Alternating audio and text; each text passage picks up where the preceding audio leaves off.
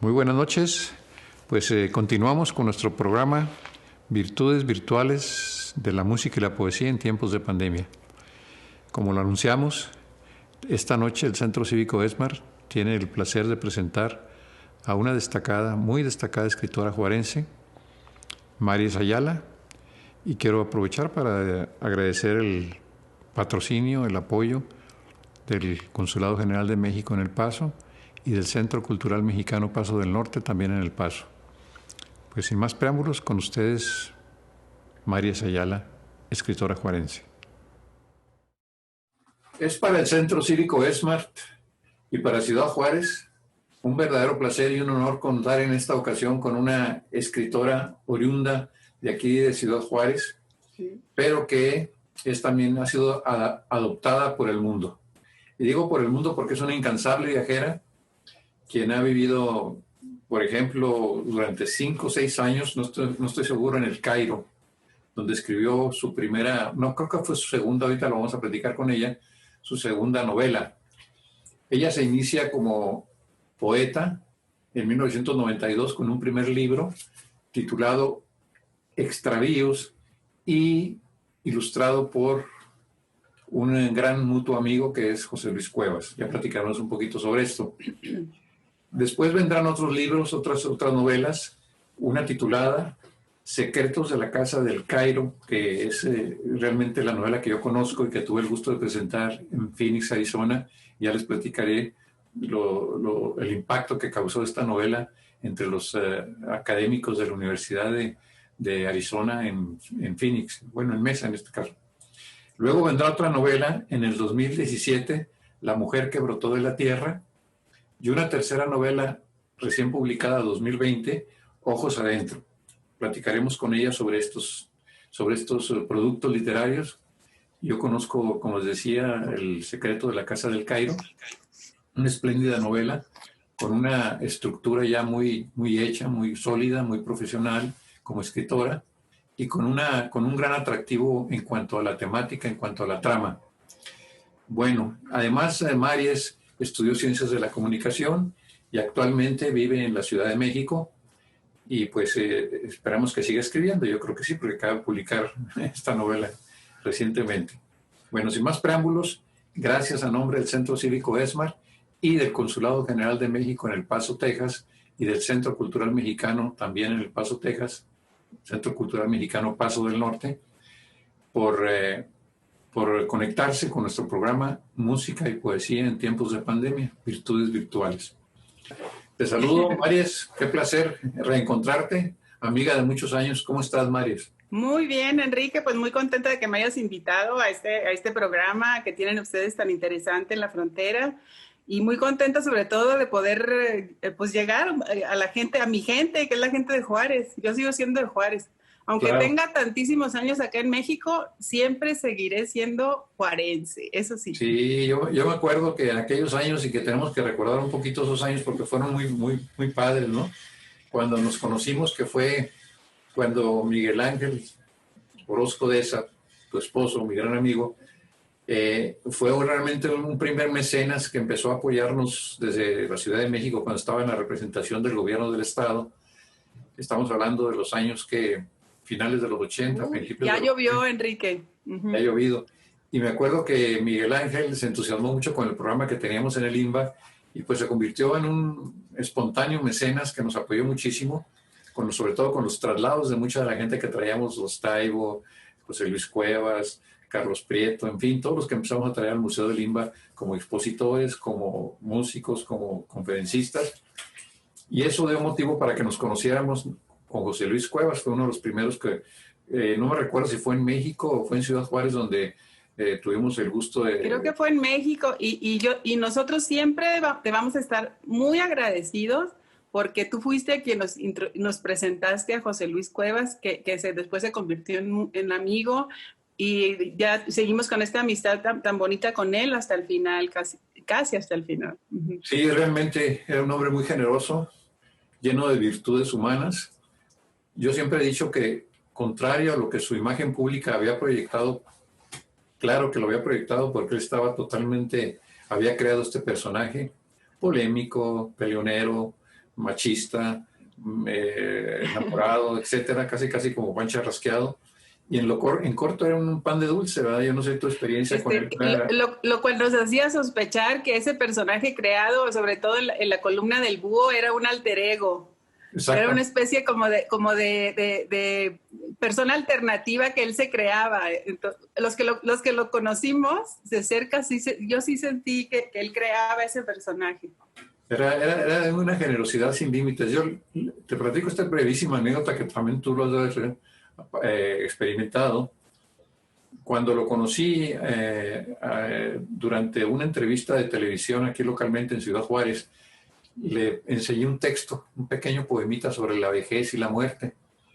Y me acuerdo que me dijo, oye, me gusta mucho tu poema, es lo que siempre he pensado y creído sobre este tema. Y en la cena, después de la presentación de él esa noche, me dijo, te quiero pedir un favor. Y yo me sorprendí, dije, ¿qué me irá a pedir? No traigo ni cambio, no traigo ni... Y me dice, quiero que me permitas ilustrar este libro que vas a publicar. Le dije, no, hombre, pues el favor me lo haces tú a mí. Le dije, qué bárbaro. Y me dijo, y que recibas los originales como un pequeño homenaje a nuestra naciente amistad. Eso marcó para mí un momento muy importante de mi vida como un promotor cultural y como casi poeta, porque nunca he sido un poeta completo, pero como casi bueno, qué barbaridad, como casi poeta, te admiramos muchísimo. Oye, bueno, te platico esta anécdota porque quiero que me platiques tus anécdotas de José Luis Cuevas. Pues fíjate que ahorita que mencionan las portadas de José Luis, pues también fue muy generoso conmigo porque me ilustró mis 2 primeros libritos que salieron. El primero, que ya lo mencionaste, que es el de poesía, que inclusive se los voy a enseñar. Miren, esa es la portada. Claro. Y me regaló el cuadrito, la ilustración que hizo. Y después yo publiqué una novela corta que me publicó la Universidad Autónoma Metropolitana y también me hizo la portada. Es Arragosto, claro. Es una novelita que se desarrolla en Roma, porque yo también viví en Roma, dentro de las andanzas esas que contabas hace rato. Y la contraportada me la hizo René Avilés, claro. que ya no está con nosotros, pero que también fue conmigo, fue muy generoso. Y esta contraportada del primer libro, del de poesía, lo hizo Carlos Montemayor, nuestro paisano. Claro, otro gran amigo. Nuestro paisano, que tampoco ya está con nosotros. Qué bien. Oye, Maris, bueno, tú te inicias como poeta y yo conozco tu libro de poesía. Este libro me encantó, siempre lo tengo ahí cerca de mí, donde ya se ve un manejo pues más consciente de lo que es la imagen, la metáfora. ¿Por qué no continuaste dentro de este camino de la poesía y te fuiste un poquito? Fíjate bueno, varias cosas que yo sentí. Primero, llevé un libro que como que no tuve tuve problemas para publicarlo, no hallaba el medio por dónde dirigirme y eso me desanimó un poco. Y después dije, tengo que llegar a utilizar la metáfora o la poesía de otra manera que sea más accesible y más publicable. Porque las editoriales, como tú bien sabes, empezaron a ya no querer publicar poesía. ¿Por qué? Porque no era redituable. Ya se han convertido en una cosa casi de negocio, ¿no? Ahora, jamás mi intención ha sido en ninguna página que he escrito escribir para vender, jamás. Pero dije, hay una manera, a lo mejor hay un truco en que yo pueda incursionar en la prosa y meter ahí ahora sí como de polizontes mis metáforas. Ajá. Y eso debo comentártelo brevemente. Me impresionó mucho esa capacidad metafórica tan bella dentro de la novela del Cairo, el secreto de la casa del Cairo. Ahí hay mucha metáfora, mucha imaginería poética. Qué padre. Sí, gracias. Fíjate que creo que en este libro, que fue la primera novela que yo considero que me metí a fondo y me tardé mucho en hacerla, me tardé 4 años, fui demasiado preciosista, revisaba infinitamente cada página, me tardé años haciendo las recorrecciones y tengo en mi computadora miles de archivos de la misma novela que eran recorrecciones de la anterior y llegó un momento en que dije, esto no puede ser, la literatura tiene que ser más fácil. pero es parte de la inexperiencia del escritor que escribes queriendo dar todo y resulta que mejor hay que dar lo que estás viviendo de una manera más espontánea, menos escudriñadora. Y con las otras, esta fue la primera parte, El secreto de la casa del Cairo, este es el libro, fue la primera, esta es la casa del Cairo original. Es la primera parte de la trilogía, porque es una trilogía. Y te digo que me tomó mucho tiempo y las otras ya no me tomaron tanto. Las otras ya fueron, en un año salía la novela. Porque a lo mejor porque ya había una estructura de pensamiento o vas aprendiendo con el tiempo, que es más, que puedes elaborar una estructura novelística a partir, pues es que la experiencia es lo que comienza a darte más velocidad. Es que la segunda parte ya fue más rápida, la tercera también ya fue más rápida y salieron los 3 libros. Ahora, la intención original no era hacer 3 libros, también es muy misterioso como sucede la literatura, porque yo pensé que acababa con El secreto de la casa del Cairo, sin embargo, había un personaje en particular que es el mayordomo de la casa, que se llama Ali, es musulmán, que seguía hablando en mi mente. Es una cosa muy extraña porque los personajes parece que ya los despediste y sin embargo te asaltan. Entonces el mayordomo seguía hablando y yo tenía que encontrar una manera de volverlo a hacer hablar. Entonces por eso surgió la segunda y la tercera parte. Esa fue muy bien, la dinámica. Es una trilogía, claro. Bueno, algo que me gustaría también que nos platicaras.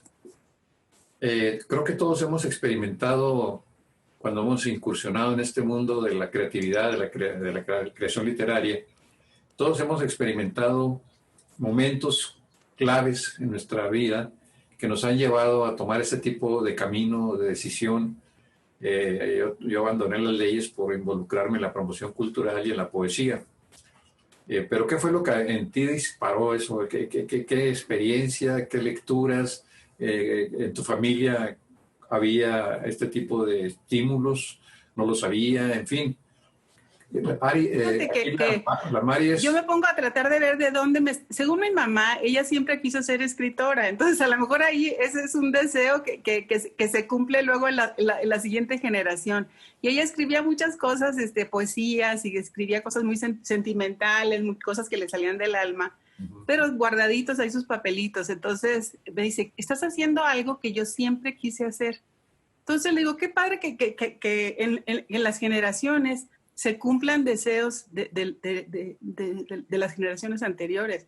Ahora, yo tuve un bisabuelo que no fue precisamente escritor, pero sí utilizó muchísimo las palabras porque se puso a hacer una enciclopedia. Él era de agricultura, es enciclopedia de agricultura y conocimientos afines, que eran varios volúmenes. Y él es Rómulo Escobar.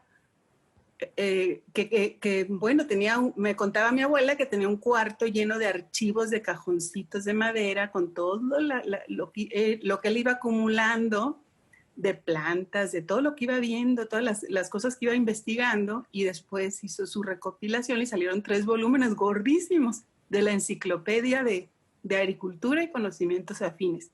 Entonces, a lo mejor esa vocación de ratón de biblioteca, por así decirlo, es algo que también viene en familia, podría ser. Ajá. Perfecto. Y luego, por otro lado, ya más adelante, siendo quizás un adolescente o en tu primera juventud, ¿qué lecturas o qué motivaciones fueron alimentando ese claro, talento? fíjate que ahorita estoy pensando que yo estudié en la Universidad de Anáhuac, Ciencias de la Comunicación, acá en la Ciudad de México. Y a mí me gustaba mucho leer. Yo me acuerdo que me sentaba en el portal de mi abuela. Antes de venirme a México, yo me vine a los 16 años. Y me recuerdo sentada en el portal de mi abuela leyendo un libro dificilísimo, que hasta me acuerdo del título. Se llamaba 5,000 años de fracaso. Dice, bueno, porque yo lo quería entender, ¿no? Yo quería entender los 5,000 años de fracaso. Y estaba muy chica. Y cuando regresé acá a México también veía los libros de mi mamá. En mi casa siempre hubo libros porque mi mamá es lectora. Entonces veía los libros y y me ponía a leer un poquito de Aristóteles y un poquito. Yo quería como forzarme a entender cosas de filosofía o ideas, y me gustaba leer ensayos, leía a los franceses que eran bien difíciles, y yo decía, me tengo que quebrar la cabeza para entenderlos. Leía a André Gide, leía a varios muy, muy sesudos, ¿no? Y era joven. Pero después llegué a México y entré a la universidad y tuve la fortuna de tener un maestro extraordinario en la materia de redacción. Este maestro es Hugo Scherer, que es hermano de Julio Scherer, del fundador de Proceso. Sí, que también fue escritor. Sí, claro, y muy inclusive bueno. ahora somos buenos amigos de su hijo, Julio Claro. Scherer, que ahora somos buenos amigos de él. Pero ese señor a mí me marcó. Hugo Scherer se me hizo el hombre más extraordinario porque era ahora sí que de una generosidad. Hicimos un pequeño librito en manuscrito que se llamó Primer Esfuerzo Literario. Y él nos daba temas y íbamos juntando el librito y a fin de año se hacía gordo. Y lo encuadernábamos, lo engargolábamos. Aquí lo tengo, ¿eh? Primer Esfuerzo Literario. Entonces, cada cosa que yo le daba, bueno, me ponía unas reseñas que él fue el que me hizo ser escritora. Porque me dijo, si tú dejas de escribir, es un error craso de tu parte. Dice, no te voy a perdonar si dejas de escribir. Entonces, a ese tipo de cosas me decía que me marcaron. O sea, por ejemplo, una vez me acuerdo que escribí un cuento de un griego, de que llegan a una cueva y encuentran a un hombre perdido con una antorcha dentro de aquella cueva, unos antropólogos, y resulta que el hombre, es un hombre que viene de los tiempos griegos y que se ha traspapelado ha traspapelado el tiempo. Y ese tipo de cuentos escribía. Y ahora lo que estoy viendo es que pasaron muchísimos años y en esta trilogía han vuelto las mismas inquietudes. Han vuelto las inquietudes de la relatividad del tiempo, de que estamos viviendo prácticamente en un presente continuo, de la ilusión que tenemos sobre el pasado, sobre el futuro, ¿no? Todas esas inquietudes que ahora la física las ha hecho tan accesibles, porque ya ves que han escrito últimamente muchos libros que el vulgo y el pueblo entiende, han hecho la física fácil para la gente. Ahora se están sacando todos esos temas que para mí son apasionantes. Y sin querer, fíjate, porque yo no sabía, con El secreto de la casa del Cairo yo no sabía qué estaba haciendo, realmente no podía catalogar qué tipo de literatura estaba haciendo. Pero ya en el segundo libro, en La mujer que brotó de la tierra, ahí ya me catalogaron y hasta me sorprendí, porque pusieron narrativa fantástica. Y dije, ¿y eso? Y ahora este tercer libro lo encontré en ciencia ficción, en la sección de ciencia ficción. Voy a Sanborns y digo, ¿mi libro dónde estará? Y me mandan a ciencia ficción. Entonces digo, bueno, era lo último que hubiera esperado, ¿no? Comenzar a escribir ciencia ficción. No hay realmente una ¿cómo te dijera? Una visión de lo que es la literatura de la ciencia ficción dentro de esa tercera novela, o fue una clasificación así un poquito arbitraria que a veces hacen los libreros, ¿verdad? Que ponen por el título te ponen en una colección que no corresponde para nada al contenido, ¿verdad? Sí. Puede suceder. Muchas sorpresas de esas se encuentra uno en las librerías. Sí. Ajá. Oye, ya que llega uno como escritor a preguntarles, ¿tiene este libro? Oiga, y se lo han resurtido, ya lo ven a uno como con sospecha, dicen, este es escritor. Sí. Oye, ¿cuántos le llegaron la vez pasada y cuántos le están llegando ahorita? Así, en ese plan. Oye, ¿y qué planes inmediatos tienes tú para continuar o qué estás haciendo ahorita en plano literario? Mira, bueno, ahorita, si quieres, ahorita seguimos hablando un poco del tema de la trilogía para ver sí, vamos a hablar del tema de la trilogía primero. Sí, para ver si se animan los posibles espectadores. Claro. Se animan a leer un poco de estos libros. Claro. Pues fíjate que ahorita lo que estoy haciendo es tratando de seguir escribiendo novela. Ahora en la cuarentena me puse muy aplicada y tuve la posibilidad, porque afortunadamente tenía resuelto el problema doméstico de mi casa, pero ahorita ya no, porque la mitad de la cuarentena ahora sí ya estoy, ahora sí que sin ayuda, pero la primera sí pude trabajar bastante. Oye, Ya ves que ahorita le cuesta un trabajo tener gente en su casa por claro, la pandemia, ¿no? claro. Sí. No, Pero trabajé bien. Y un libro que yo tenía trabajado, que no sabía para dónde iba, que trata sobre el amor, y sobre el amor platónico específicamente, comenzó a tomar forma. No me satisfacía algunas de las cosas, entonces dije, tengo que encontrar una manera de que esto me cuadre. Y encontré una manera fantástica para acabarla de amolar, porque parecía que era una historia totalmente normal y no necesité un personaje fantástico para resolverla, que se llama el Daemon, que es como una especie de Joker, de personaje juguetón que irrumpe en la novela lineal, normal, amorosa, y este personaje irrumpe y despierta a la protagonista, le hace ver cosas, ¿no? Como sucede en el realismo mágico, ¿verdad? El realismo mágico es lo que pasa, sí. Entonces esta novela, pues vamos a ver, falta que la lea, falta que me la regresen 3 veces. Oye, falta que tenga que volver a quebrarme la cabeza corrigiéndola. Ajá. Platícanos un poco entonces la trama de la trilogía para pasar ya a que nos leas algo. Claro, mira. Bueno, vamos a ver. El secreto de la casa del Cairo, que es un libro que salió en 2012, es la experiencia. Yo estuve viviendo 5 años en Egipto, entonces se podría decir, cualquiera que vea el libro dice, pues es lo que ella vivió. Pues sí y no, porque tú sabes que la literatura hay miles de cosas que son, que sí te basas en la realidad, pero distorsionas y la mayoría es imaginación. Y así sucedió. Lo único real es la casa, que aquí está la foto. Es más, ellos me pidieron una foto, dijeron, a ver, la casa, esta casa es donde yo viví 5 años. Una casa muy grande, muy antigua, muy al estilo inglés, que le rechinaban todas las escaleras, todos los pisos. Y desde el primer día que llegué y que entré a esa casa oscurecida y antigua, dije, púchale, aquí yo tengo que sacar material. Claro que no lo pensé entonces, porque pasaron los 5 años en blanco. Los 5 años yo estuve allá muy ocupada porque pues andábamos, era el medio diplomático y tú sabes que anda uno ocupado en todo menos en lo que debes de estar ocupado.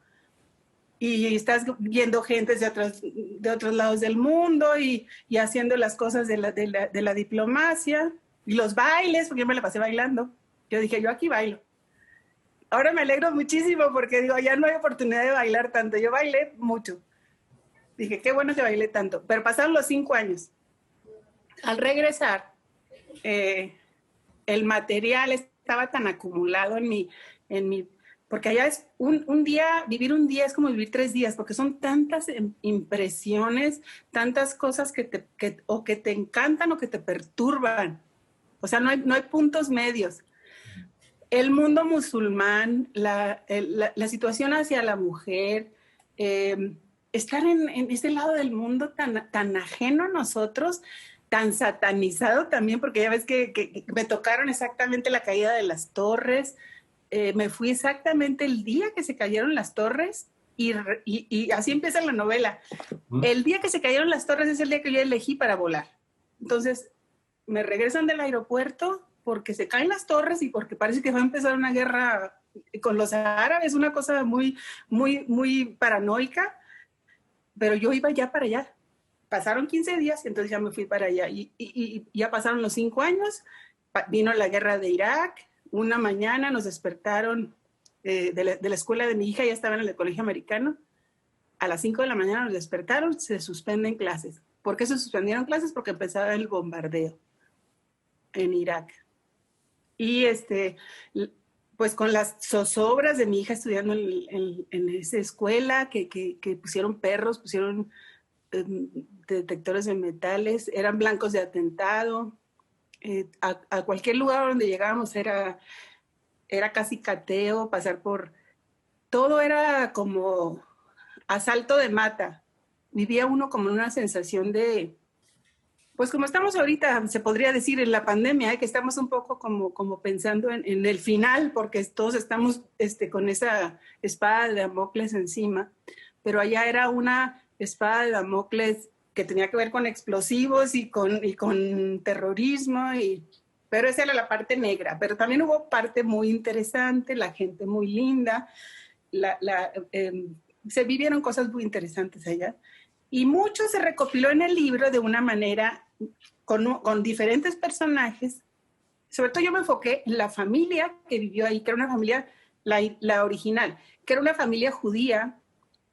El Emanuel Mizrahi fue el último pachá judío de Egipto y él vivió con su familia ahí. Y cuando tuman al rey Farouk, él tiene que salir huyendo y la embajada retoma la casa para salvaguardarla, pero la impronta del pachá está en la casa. O sea, yo cuando entro a esa casa siento la presencia del pachá, en el sentido de que digo, este hombre no se ha ido de aquí.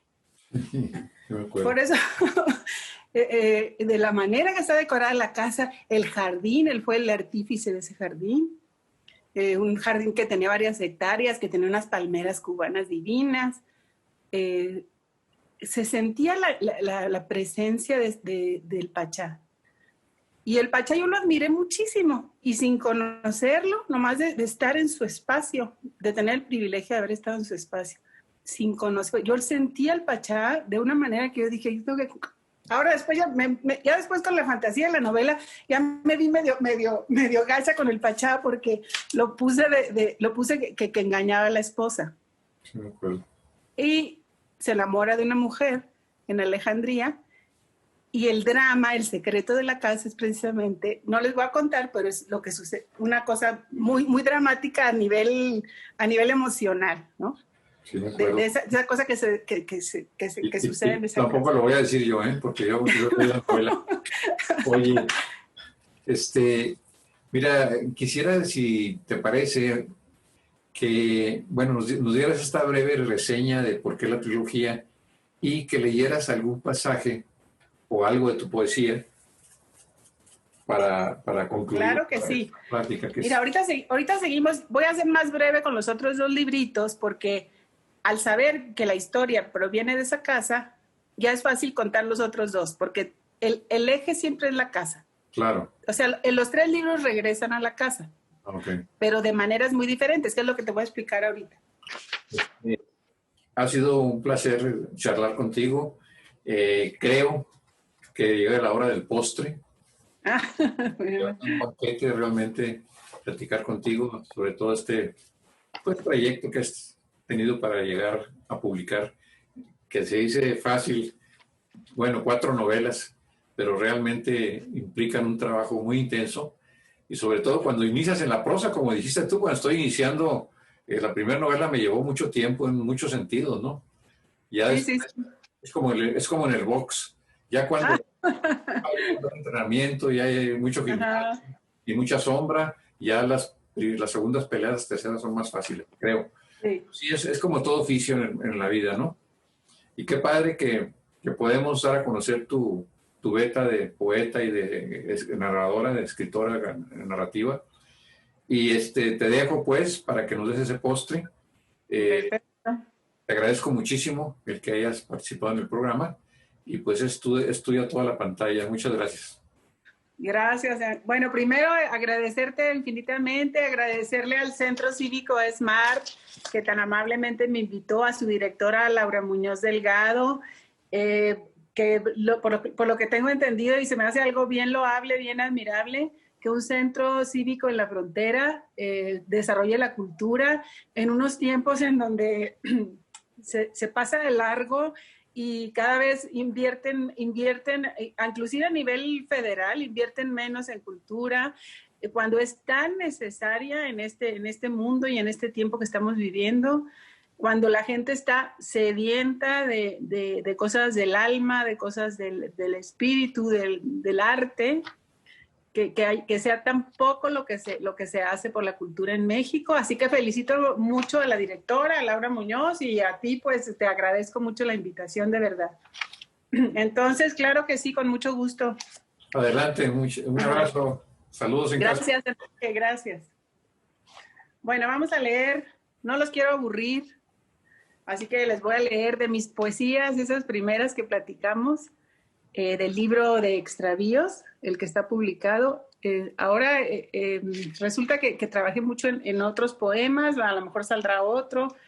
A lo mejor me animo a volver a hacer a volver a animar. Se necesita animarse para hacer poesía, para publicar poesía, porque la poesía es lo más íntimo del arte. Entonces hay que ser valiente. Bueno, es lo menos disfrazado del arte, a pesar de la metáfora. Bueno, les voy a leer 2 poemas. Este se llama, ahorita los escogí, espero que sean los adecuados. Se llama Se va la poesía. Se va la poesía con la lluvia, con la cortina de encajes de agua, con el muro húmedo y con la escalera. Se va callada entre los ríos diminutos que transitan en las bocacalles. Es una reina mojada sin lacayos que la sigan con paraguas. Se queda quieta observando los charcos y su eterno renacer de círculos. Las gotas púrpura de las bugambilias, el filo transversal sobre su espalda.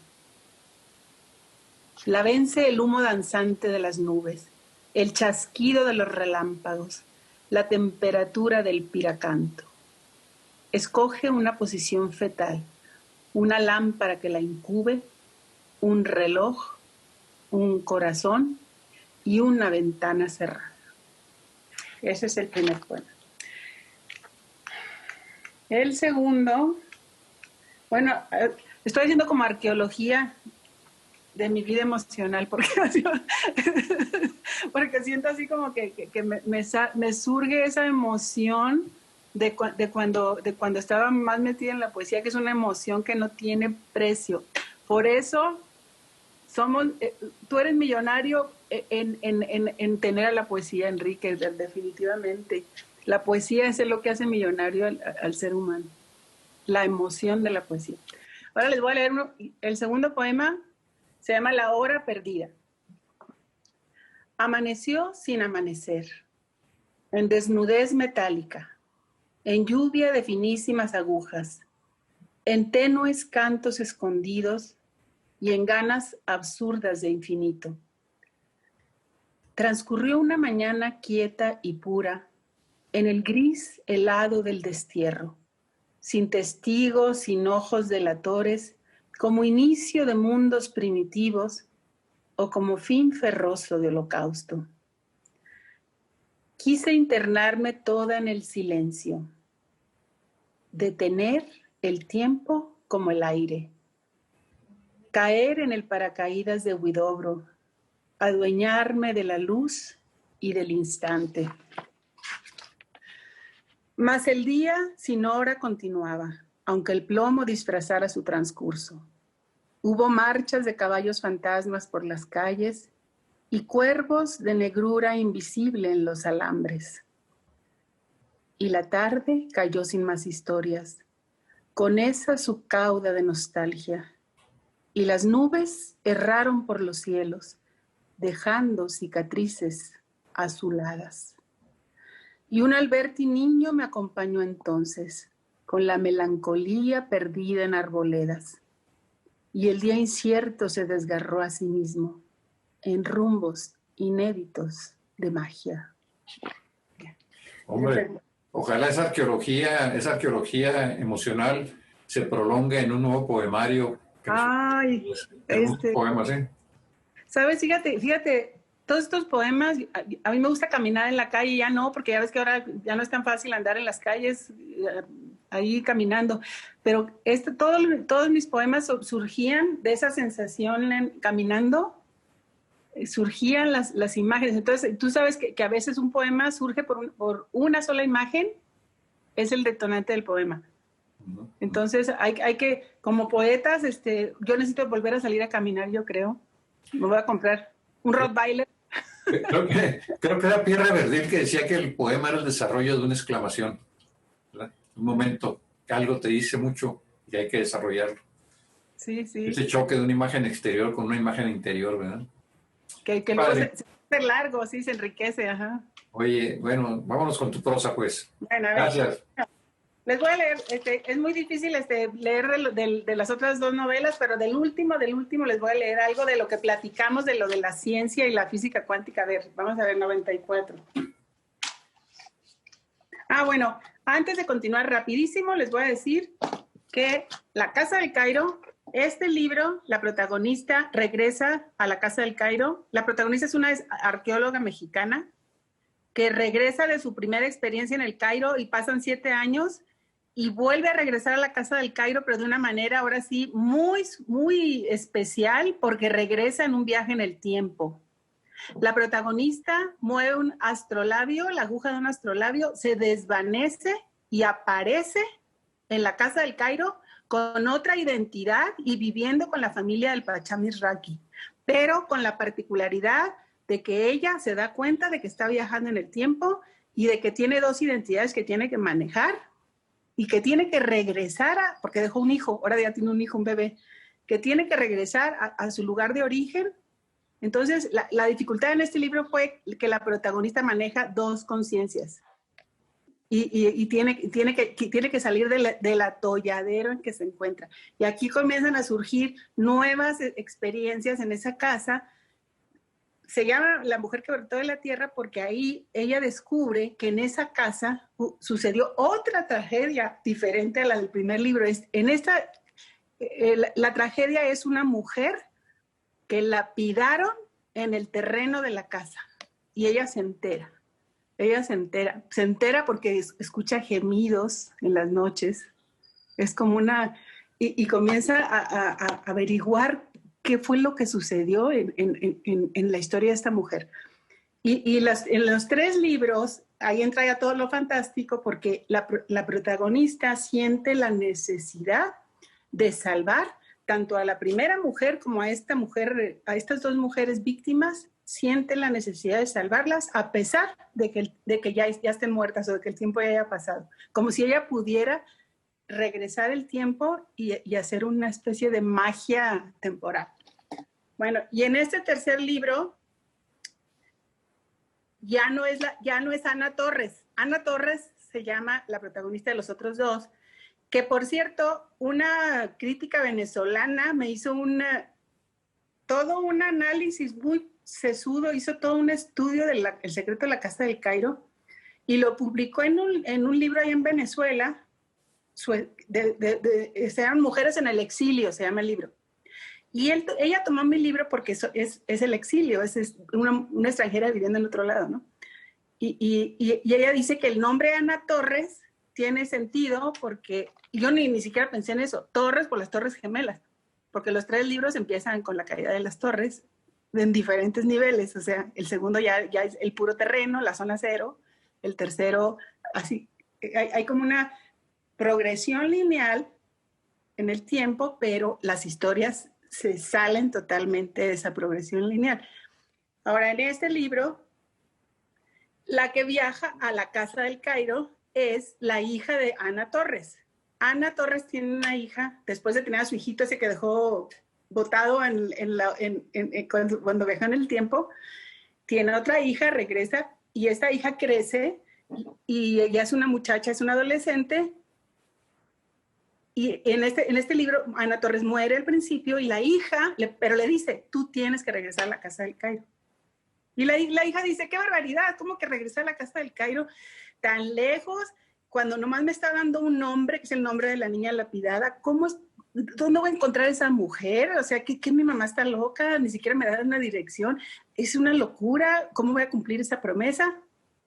Y así sucede esta historia. Ella logra cumplir la promesa de su madre, pero desde una manera muy especial, porque se queda dormida y todo lo hace dormir, todo lo hace en esa dimensión que es el sueño, en donde ella logra tener una participación como a nivel inconsciente de cambio de la posibilidad de las cosas. Aquí el mayordomo que aparece en los 3 libros, y es un hombre musulmán, chistosón, misógino, tiene sentido del humor, observa todo el tiempo, piensa todo el tiempo. Bueno, aquí dice, aquí está hablando de un visitante que tuvo en la Casa del Cairo, que es un francés que es físico. O sea, un visitante de los que llegan a comer a la Casa del Cairo, pero él lo está observando desde la cocina, porque él es el mayordomo, va y trae platos de la cocina. También sirve como que lleva platos al comedor, hace la función de mesero casi también. Bueno, dice, muy instructiva resultó su visita, sobre todo cuando contó la historia del gato, uno que según entendí perteneció a un tal señor Schrödinger. De acuerdo con este individuo, que supuse alemán, si metía a su gato vivo en una caja y le disparaba un gas venenoso que tenía un 50% de posibilidad de activarse, esa misma posibilidad existía de que estuviera vivo o muerto dentro de la caja, 50 contra 50. Así, antes de abrirla, el gato estaba vivo y muerto al mismo tiempo, y aquí es donde entra lo interesante.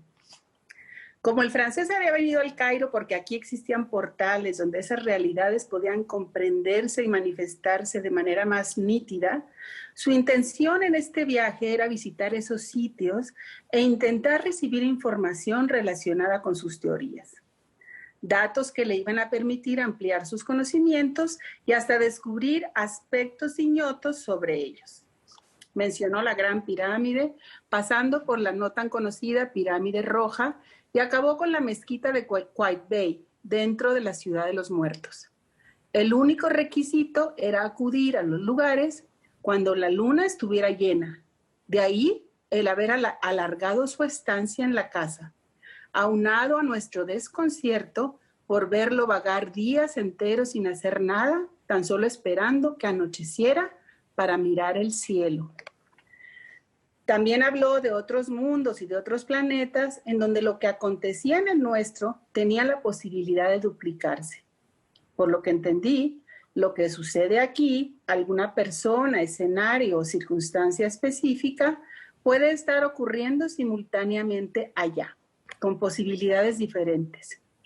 Por ejemplo, si aquí alguien hace algo, en ese lugar, ese mismo alguien también existe y hace lo contrario. Muy laberíntico y difícil de aceptar, sobre todo si nunca se han oído hablar de esos temas. Con ese tipo de pensamiento rondándole por la cabeza, no me sorprendió que el visitante tuviera siempre en el rostro la expresión de un alucinado y en lo último que pensara fuera en pasarse un peine por su matorral electrizado. Bueno, esto es así como que la descripción del tipo ese. Y aquí, por último, les voy a leer. Aquí es un poco, casi el final del tercer libro. No es el final, pero es donde la hija de Ana Torres empieza a sentir cosas de las vivencias de su madre, como que un poco se hace un pequeño como resumen de los 3 libros en su cabeza. De inmediato, una serie de imágenes se mueven desordenadas dentro de mi cabeza. Aparece primero mi madre, que camina nerviosa por los pasillos y salones de la Casa del Cairo. Se estruja las manos, voltea para todos lados. Después, un diario empolvado cayendo de un librero. Una formación de blancas palmeras. Un jardín de cactus. Una jovencita con trenzas y un columpio. Más adelante, un hombre cargado sobre un palanquín. Un avión pintado de camuflaje volando bajo. Un halcón parado en la rama del árbol más alto. Pinturas y pinceles regados por el suelo. Luego, un piano, una mano que tiembla, un grifo que se abre, una tina manchada en el sótano del olvido, una concha blanca y pulida que no es sino la playa de Alejandría. Le siguen una explanada desierta, ráfagas de viento silbando en el vacío, una tienda, un anticuario, un astrolabio dorado con agujas y manías. y unos padres italianos, una pizzería con el nombre de un volcán, un español que vende amuletos en el mercado, una bruja brasileña, 3 sacerdotes sombríos, más esa banca de piedra con su explosión de flores amarillas, y el enano, y el mapa cuajado de cruces que no es sino brújula y guía, sin olvidar al jardinero al pie de la cama, ni a la duela impregnada de gemidos, o a la niña en la carreta, o los rebuznos del burro, y esas 3 pirámides impías. El muchacho de ojos grandes, una ventana verde que refleja el Nilo, la respiración que se agita, o las rocas, el amor convertido en algarabía. Finalmente, gritos, patadas, vestimentas negras, una madre que llora, una ruta al cadalso, insultos, ratas, rabia, lágrimas como rosarios desgranados en tierra profana, la epifanía. Entonces, el imán empieza a hablar con la voz pausada del catedrático. Habla de un gato metido en una caja que está muerto y vivo al mismo tiempo. Con el gis en la mano derecha, dibuja en el aire la ubicación en el cosmos de 7 planetas como la Tierra, donde Yamila encuentra refugio. Esto es así como una versión, aquí me di como el permiso dentro de la novela de soltar imágenes a diestra y siniestra que eran una pincelada de lo que sucede en los 3 libros. Sí, todo eso, por ejemplo, el enano sale en el segundo libro y todo eso que se menciona aparece. A lo mejor alguien que no leyó los otros 2 libros no sabe qué es, pero pues se lo imagina, ¿no? Así claro. Es. Claro, muy bien. Ay, gracias. Pues te reitero, pues, nuestro agradecimiento, el agradecimiento no solamente personal, sino de la institución, del Centro Cívico, por haber participado, enriquece nuestro programa. Y pues estaremos pendientes para hacer una presentación ya presencial el año que entra. Ojalá ya tengamos la vacuna. No se pueda, sí. Podamos hacerlo, porque he venido trabajando aquí en este centro por 4 años ya. Ahora en diciembre se cumple 4 años. Qué bien, me tocó la dicha de inaugurarlo con los 3 reyes. ¡Qué maravilla! En diciembre del 2016. Ajá. Y hemos continuado sin parar hasta el día de hoy y pudimos hacerlo a través de las cuestiones virtuales, ¿verdad? ¡Qué bien, qué bien! Agradezco mucho tu presencia. Ay, bueno, pues yo te agradezco muchísimo también. Espero visitarlos en Juárez. Un muy buen pretexto para regresar a mi tierra. Claro. Encantada estaré por allá. Muchas gracias, Enrique. Al contrario, Maris, gracias a ti y estamos en contacto. Bye. Gracias. Hasta luego. Bueno, como lo pronosticábamos, ha sido un placer escuchar a Maris Ayala, esta escritora juarense, que espero haya sido de su agrado. Y les anuncio que el próximo día 9 de octubre tendremos a 2 valores juarenses, un guitarrista extraordinario, Carlos Benítez, y ella, una cantante de ópera también extraordinaria, Sandra Cohen. El próximo 9 de octubre, a la misma hora, Sandra Cohen y Carlos Benítez, artistas locales, artistas juarenses con proyección ya nacional. Muchas gracias y buenas noches.